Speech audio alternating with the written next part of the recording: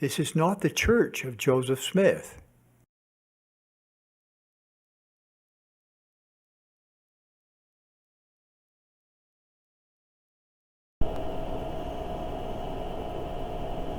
Travis Wayne Goodsell.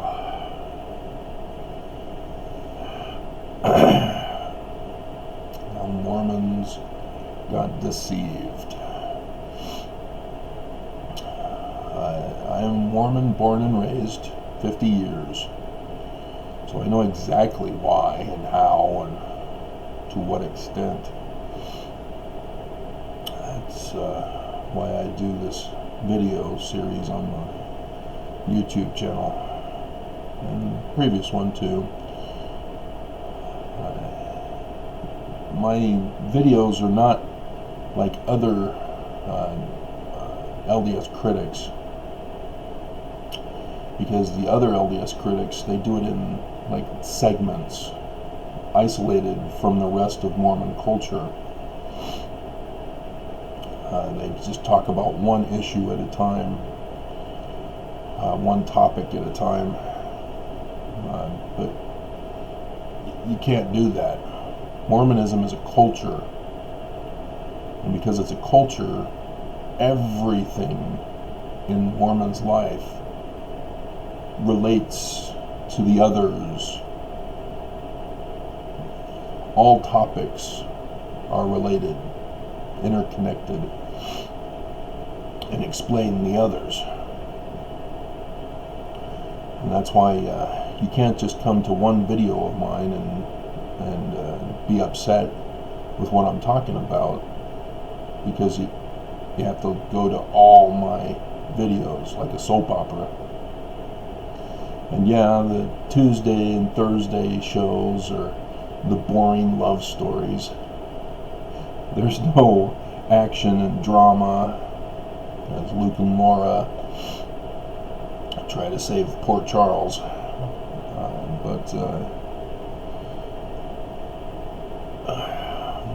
This is real. This is real life that I'm talking about here.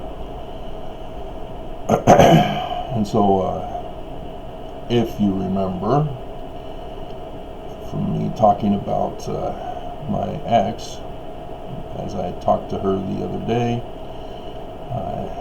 and pointed out to her that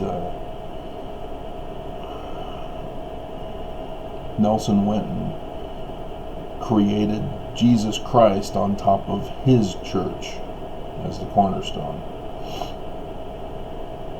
A major blunder, an unbelievable blunder from the leader of the church.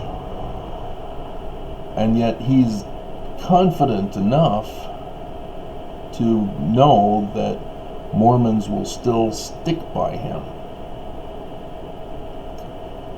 And what he did was present an idol. He presented Lucifer at conference. Luciferian doctrine, here's my idol. Mormons, you will now bow down and worship it. Here's the symbol. And there are still Mormons who trust in Nelson. And sure enough, my ex emailed me yesterday with her decision to stick with Nelson rather than Joseph Smith, who is talking about a completely different religion.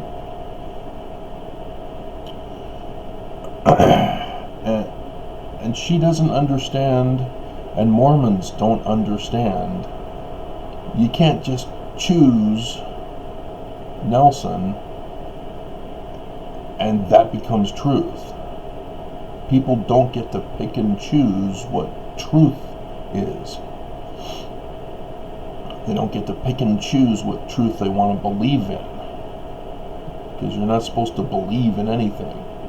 You're supposed to have a knowledge so that you no longer have a belief. Your belief is dormant. You have faith no more. It comes from the Book of Mormon. Mormons, I've been talking about that. You don't get to choose whether the church is true. You don't get to choose whether Joseph, Joseph, but Brigham Young is the true successor. You don't get to choose if Nelson is a true prophet of God. You don't choose. Truth is independent. And people don't seem to understand how truth is independent. For example, in math, 1 plus 1 always equals 2 in standard math. That's an independent truth. People cannot say, 1 plus 1 equals 15 in standard math, or 1 plus 1 equals 11 in standard math. Now, in synergy, 1 plus 1 can equal 15.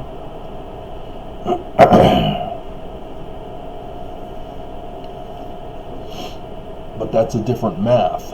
That's a different measurement of standards. And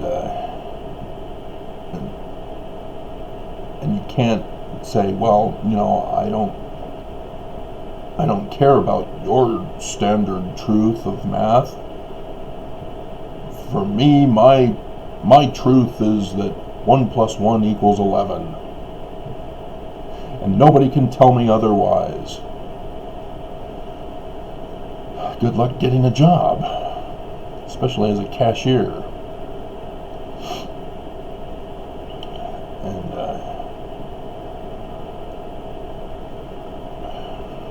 people are not making that connection with religion, because obviously people know in math.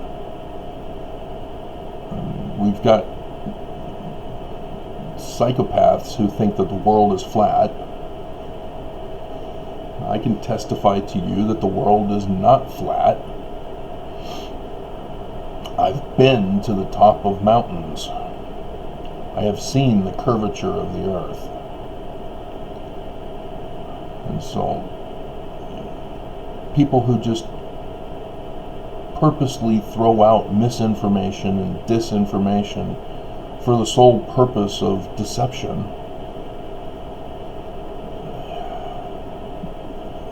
it's criminal.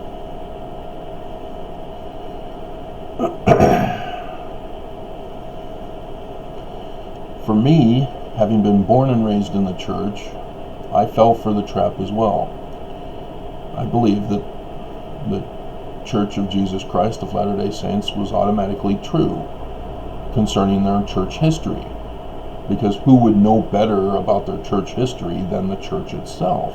And why would they lie about their own church history? Why would they cover things up about their own church history? And so I took it for granted that all these other Christian groups who are doing the God makers and this and that, they just didn't understand Mormonism, and they're outsiders who were not a part of church history, and so they don't understand us. And that has merit in thinking. Because as I've been trying to point out in my videos, I'm using the standards of Mormonism, the standard measurements for judgment against Mormons, against the prophets, against the church. And I don't use Christian measurements, I don't use Jewish measurements, I don't use Islamic measurements, New Age, Hindu, Buddhist, whatever measurements. I use Mormon measurements on Mormons. Born and raised Mormon, 50 years. I'm not going to convince a Mormon using other measurements. Mormons have to be judged by Mormonism within their own culture. And so I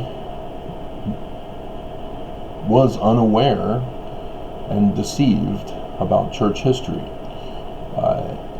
I went to Rick's and Institute, so I am aware that the teachers of church history had a deeper understanding of church history than what Sunday school, seminary, and the prophets were preaching at conference regarding church history. And so there were things that I had heard about,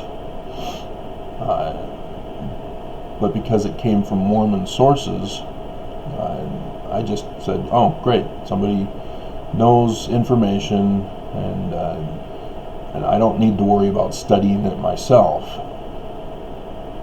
The reason why I went into ancient languages was because there was nobody in the church who was providing those answers.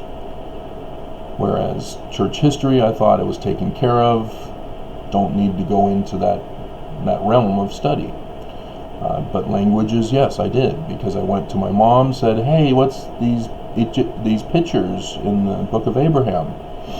And Mom told me that it was higher learning from the Spirit, and only adults who are more spiritually advanced can learn and understand it. And that was unacceptable to me. And that's why I pursued it. And as a result of pursuing it, I just confirmed Joseph Smith, that he was right. Not accurate in 100% of the cases, but he knew how to translate. That's very clear. A real translator. Not this spiritual revelation crap that the church is trying to pull. If you remember my video about how I commented on the church's newest video on the Book of Abraham. You know, and they are presenting that because of me. If you don't know that, I'm the cause, because I went to farms way back in the day saying, hey guys, I deciphered Paleo-Hebrew, Joseph Smith was right, and they said, no, Joseph Smith is wrong. He did not translate, he does not know how to translate, he never said he knew how to translate. Yes, he did. He studied translation. But that controversy that I had with farms, John Tvetness specifically at first, he was the one who told me Joseph Smith was wrong, and then with John Gee, who sent me a letter in multiple Egyptian languages.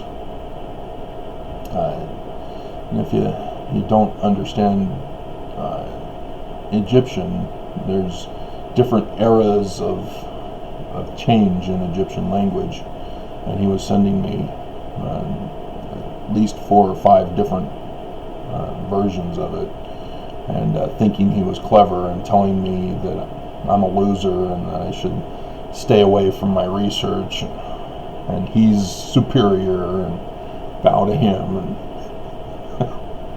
not exactly in those words, but yeah, he was being condescending and mocking me, and thinking that I wouldn't be able to translate his document anyway. And you know, then I found out that John Gee was just royally lashed, just whipped and beaten by his own teacher in Egyptian. Rittner, I believe is his name, who went and published a book on the Book of Abraham,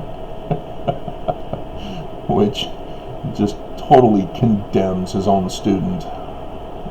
So, the hypocrisy in the church is just outlandish. And so, not only that, but the church then went and blacklisted me the church, blacklisted me. They have a troublemaker file system on selected Mormons. I was one of them. I found out because the church had me disappeared in 2008. And so I now know that my file number is 36434. That's how I found out that I had been blacklisted that whole decade, and why I had been treated so poorly in Mormonism. And I watched Bill Mayer's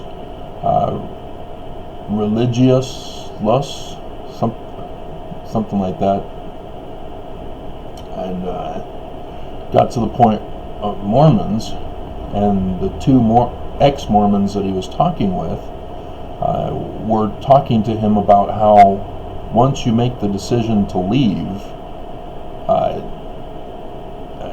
you're banished from Mormon culture. You're shunned. And that's exactly what happened to me here. Is when the bishop was putting the pressure on me to drop my video, I said, I'm not going to drop my video. And he says, why are you bothering coming to church then? And I'm no longer allowed to go to church. And I told him in an email before he banished me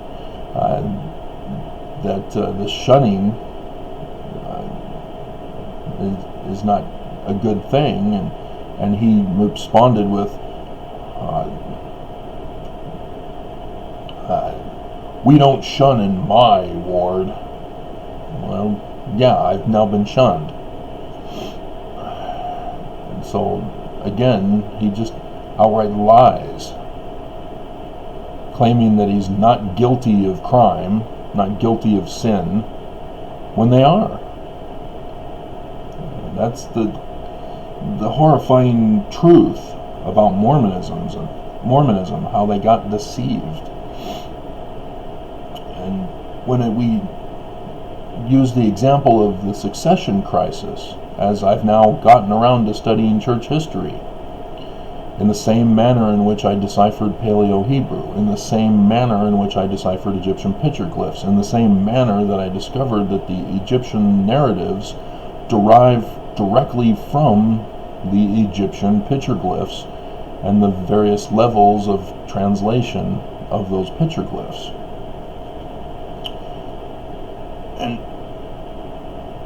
And you'd think that the real church history would be awesome, except that it condemns Brigham Young. And that's the whole foundation of the Church of Jesus Christ of Latter-day Saints, is Brigham Young. If he's not the true successor, if he's an evil man, a real monster of a human being, then the church isn't true. It's a fraud. Guess what? Exactly. And so that's why the church blacklisted me when I came out and said, hey, I deciphered Paleo-Hebrew. Joseph Smith is right. Because it means that Brigham Young is wrong. He's not authorized. He's not a prophet. He's not a revelator. He's not a seer. And he's not a translator. That's why David O. McKay, when the papyri was returned, didn't finish the translation. Gave it to Hugh Nibley. Hugh Nibley couldn't figure out the translation. So other Egyptologists like Rittner step up and say, I don't see the Hebrew word Abraham in this Egyptian text. It has text and it has petroglyphs. They were looking at the text. That's all the Egyptologists know to translate, is the text. They don't know how to translate Egyptian petroglyphs. That's where I come in with my decipherment. And so, yeah, there's no Hebrew in the Egyptian documents. Come on. It's obvious. But that's what Mormons can't come to grips with. That's why my ex chose Nelson over Joseph Smith, because it's okay to believe Joseph Smith is a true prophet and a translator and blah blah blah, but Mormons say you can't touch anything else after he died. You can't go after Brigham Young. You can't go after John Taylor. You can't go after Lorenzo Snow. You know, the windows of heaven extortion tithing. You can't go after Heber J. Grant, who created the mafia-style organization. You can't go after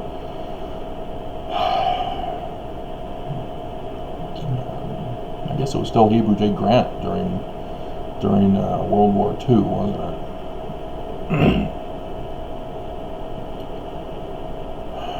You know, they had that one liberal prophet after World War II, but then, you know, that's how Mormons see things. It's okay to say Joseph Smith is true, but how dare you touch Brigham Young? Stay away from him. Don't discuss his brothels on Regent Street and the one that Orrin Porter Rockwell had at the point of the mountain. Don't talk about his brewery in violation of the word of wisdom. Don't talk about his tobacco planting, also in violation of the word of wisdom. Don't talk about his polygamy that he created and then blame Joseph Smith for having practiced in secret. You know, I had a person think that, a Mormon think that, hey, the Joseph Smith Papers says that Joseph Smith was a polygamist. Was it in Joseph's words? No, it wasn't, was it? So no, the Joseph Smith Papers do not confirm that Joseph Smith was a polygamist. If it's the people doing their little commentary, no, that's not proof that Joseph Smith was a polygamist. Just because somebody makes the accusation does not make Joseph Smith a polygamist. You have to see the actual words. There is nothing confirming Joseph Smith is a polygamist. Don't fall for that trap in Mormonism. Mormons specifically design the scenario with fallacies all over. They're fallacy traps. If you fall into it, you go down the metaphorical rabbit hole of Alice in Wonderland, where you're forced to choose one of two pills only when you go down the rabbit hole. Stay out of the rabbit hole. Don't limit your choices. Don't limit your truth. Don't limit the truth. Because truth is independent. You have to look at the facts first before you make your conclusion. You can't make your conclusion and then force all the facts and the evidence to conform to whatever conclusion you premeditatedly made. And so when you look at the evidence is clear. Book of Mormon 3 times, no polygamy. Joseph Smith's Book of Commandments, no polygamy. Joseph Smith Sr. came from the New Israelites that practiced polygamy. He didn't become a member. And thus the consequences of no polygamy, no polygamy, no polygamy in the Book of Mormon. Doctrine and Covenants, no polygamy in 1835. And that became the scripture clear until the year before Brigham Young died, when he replaced it with section 132, which again, there's no connection to Joseph having said it. When you look in the Joseph Smith Papers, section 132 is all alone. No commentary, no other confirmation that Joseph put it in the times and seasons or anything like that. It's all alone because Joseph didn't write it. And then I found out not too long ago that section 131, it's missing a whole big section. And the other half in section 131, Joseph didn't even say. The whole thing about the spirit is matter, Joseph didn't say it. Where'd it come from? Who said it? Wasn't Joseph. His actual discussion came from him at a couple's home, Mormon's home. One man, one woman, and he's telling them, hey guys, your sealing in the temple will guarantee you exaltation. One man, one woman sealed in the temple. And they took it out. And so all you have is what's there, saying about the oath and covenant of the priesthood, meaning marriage. But they left out one man, one woman. And then you go into section 132, Brigham Young's edition, polygamy. You have to have polygamy in order to get exalted. Joseph Smith was smeared by his own, by Brigham Young. And so this understanding of succession is crucial to understand that the church is false. It's a complete fraud. Not just in the terms of its doctrine and theology that branched away from Joseph Smith. It's also a con job on Mormons, because there were other Mormons who didn't follow Brigham Young. Emma, Joseph's wife, didn't follow Brigham Young. She thought he was a horrible monster, wanted nothing to do with him and his church, because she had insider information from Joseph.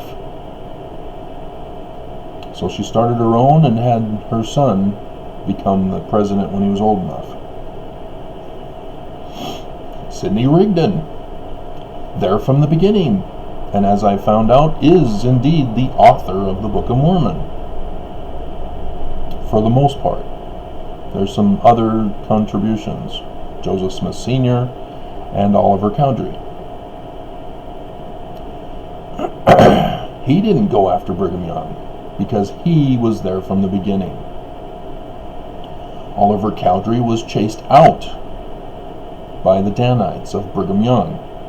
Brigham Young converted the Danites, and I've gone over those in my other videos. They came from the Scottish Rites, who had been infiltrated by the Illuminati, who were planning to take over America and place a king on the throne. Oh yeah, the Book of Mormon, the Kingmen. Exactly. The Book of Mormon is encoded. That's why it's plagiarized. It's because the plagiarism was specifically designed for the key code to interpretation. And so Mormons who don't study their church history, Mormons who leave and become critics of the church, other Christians who do their own research into church history by just reading somebody's accusations in a published book rather than going to the sources, none of them know the real church history. And now I understand why. Brigham Young was not the true successor of Joseph Smith's organization. He didn't follow what Joseph Smith had set in place to replace him. The current church says, oh, Joseph didn't say anything to how to succeed the church. And so since Brigham Young was the president of the Quorum of the 12, and And they deceive us when they say that, because Joseph Smith did not have a quorum of the 12. He had a missionary quorum of 12. He had an administrative high council as well. Brigham Young was not on the administrative high council. But Joseph Smith did not set it up for the administrative president of the high council to become the successor. That was Brigham Young's change because he became the president. So he had to change it to justify his succession. It's all a scam, all a fraud. And Mormons fall for it. They impose current Mormonism onto Joseph Smith's organization. You can't do that. Just like you can't impose current morality on biblical morality. You can't impose your interpretation on Scripture interpretation. You have to know what they're talking about before you make your conclusion. So did you know, for example, a Sermon on the Mount? Everybody thinks, oh, that's the new law. It replaced the law of Moses. No. No. The Jews, during the time of the gospel narratives, were being persecuted by their own Jews as well. And so what the Sermon on the Mount is telling the Jewish people is how to take people to court, to the Jewish courts. You know, when somebody smites you on your right cheek, you turn the other one, and if they hit you, because they can only slap you with the right hand on your right cheek, face somebody, take your right hand, figure out how you're going to smite them on their right cheek. You can't do it. You have to backhand them. And so then Jesus says, turn the other cheek, let them hit you. Guess what? They've now drawn first blood. You can take them to court and sue them, and they lose automatically in Jewish law. That's what Jesus was doing in the Sermon on the Mount. He was providing legal defense as a lawyer. And every Christian has missed it. And even Mormons have missed it. They do not understand. They do not understand Scripture. They don't understand women back then. Women did not have any rights. They can't own property. They can't take care of themselves. They can't have a job. Women are fully dependent on a man to take care of them.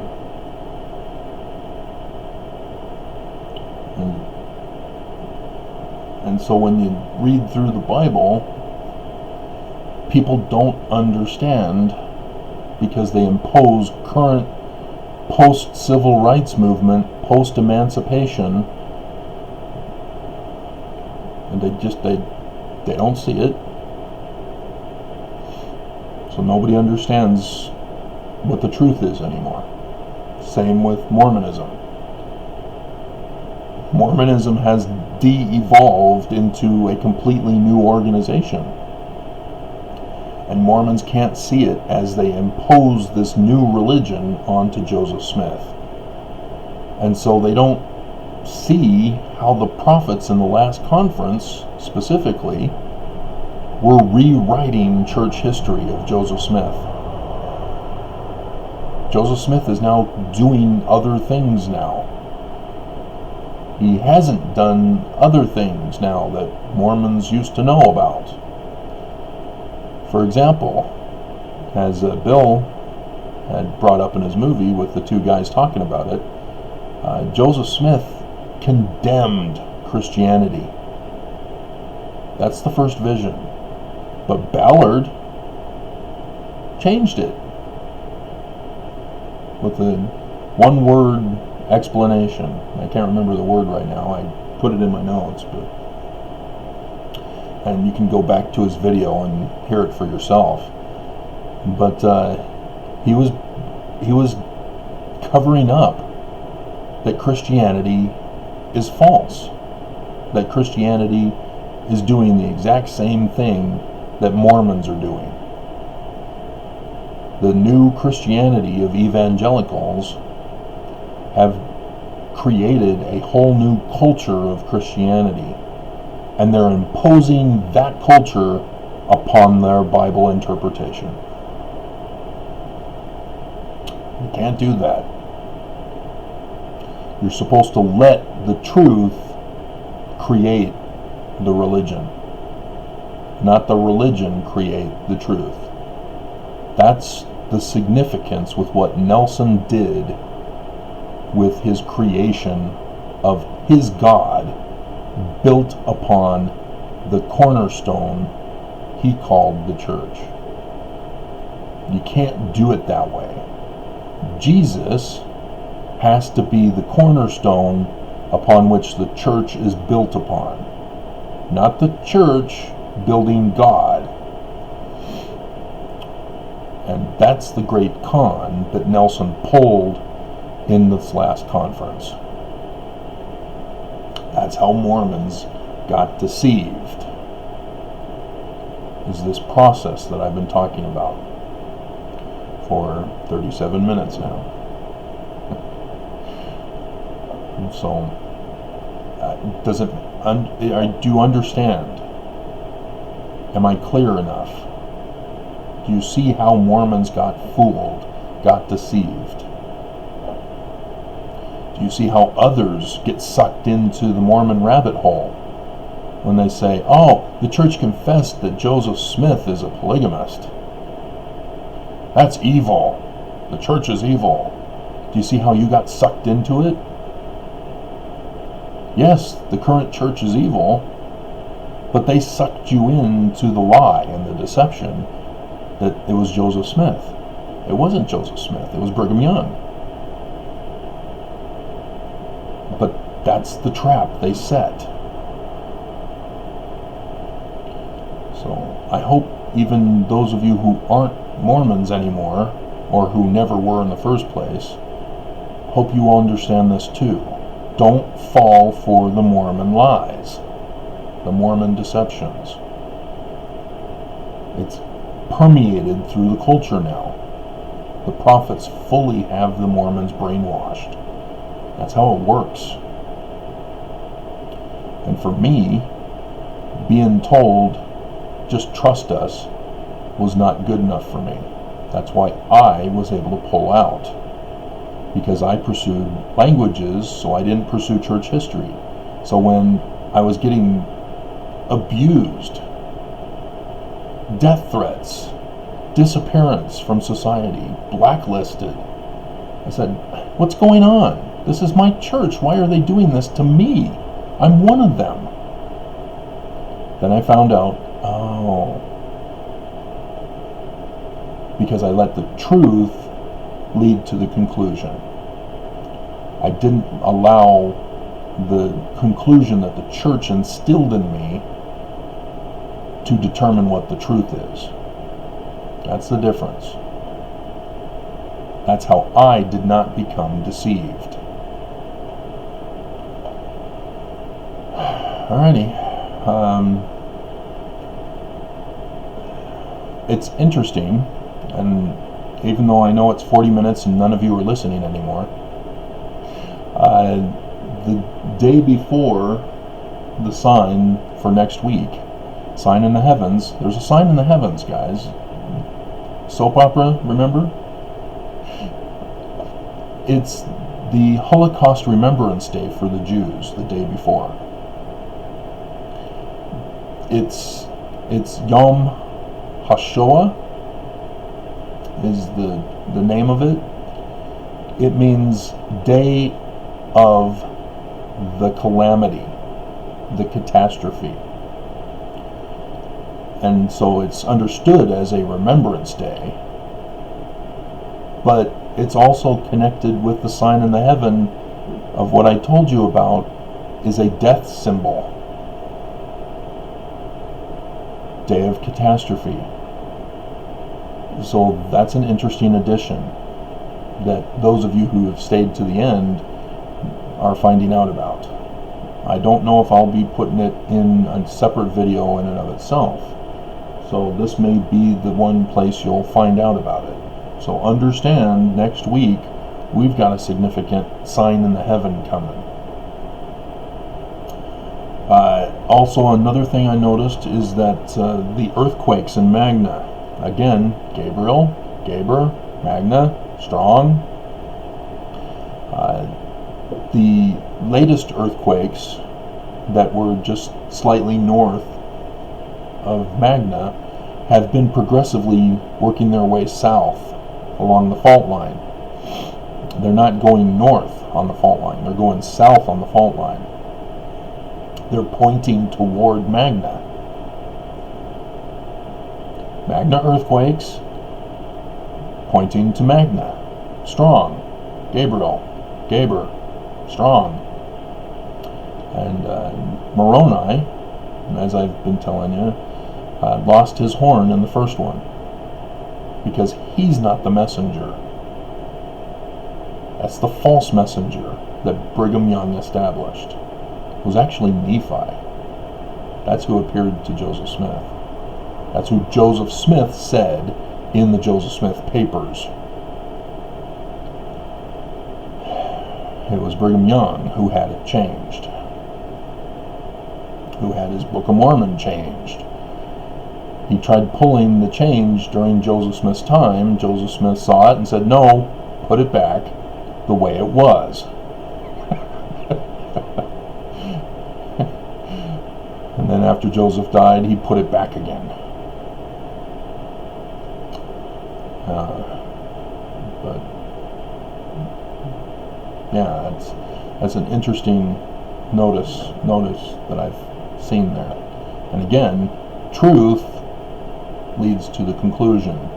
Not my conclusion determines what the truth is.